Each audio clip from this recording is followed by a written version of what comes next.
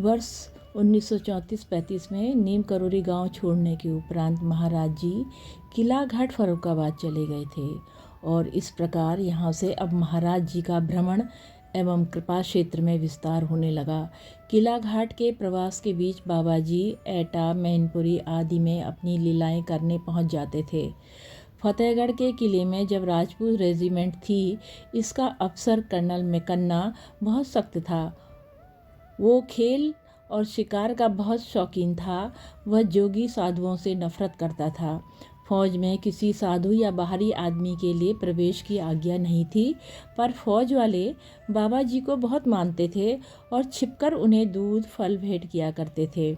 उस समय फतेहगढ़ में विद्युत शक्ति नहीं थी और अंग्रेज अफसरों के पास सवारी के लिए घोड़े ही रहते थे। पता नहीं किस मौज में बाबा जी ने कर्नल के हृदय परिवर्तन करने की ठान ली। एक दिन कर्नल मैकन्ना शिकार खेलने गए थे, तो इस बीच बाबा जी आए और उनके कक्ष में जाकर उनके बिछौने में लेट गए। अर्दली ने मना भी किया, पर बाबा जी डटे रहे।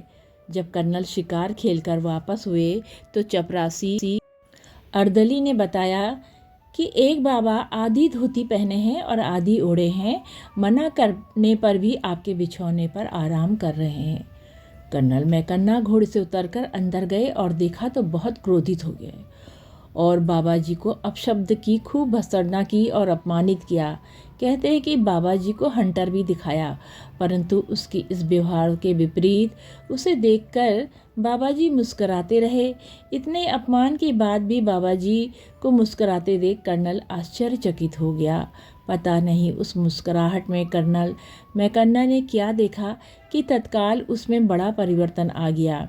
उसने बाबा जी से क्षमा मांगी और उनके लिए दूध और फल मंगाकर अर्पण किए तथा हुक्म जारी कर दिया कि बाबा जी को बेरोक टोक भीतर आने दिया जाए। महाराज जी ने उसके मन को स्पर्श कर न मालूम क्या जादू कर दिया कि वो आजीवन तन मन से उनका भक्त हो गया। वो बाबा जी का पहला विदेशी भक्त था। बाबा जी ने अपनी मौज में कर्नल से कह दिया, जा तू जनरल हो जाएगा। जब मैकन्ना को विश्वास नहीं हुआ, पर द्वितीय विश्व युद्ध में वह जनरल बनकर सुदूर पूर्व की कमान संभालता हुआ जापानियों से लड़ा था।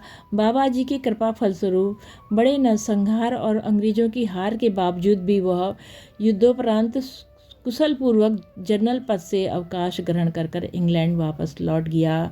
बोलो नीम करोरी बाबा की जय, बोलो सिद्धि माँ की जय, सदा ही जय हो बाबा।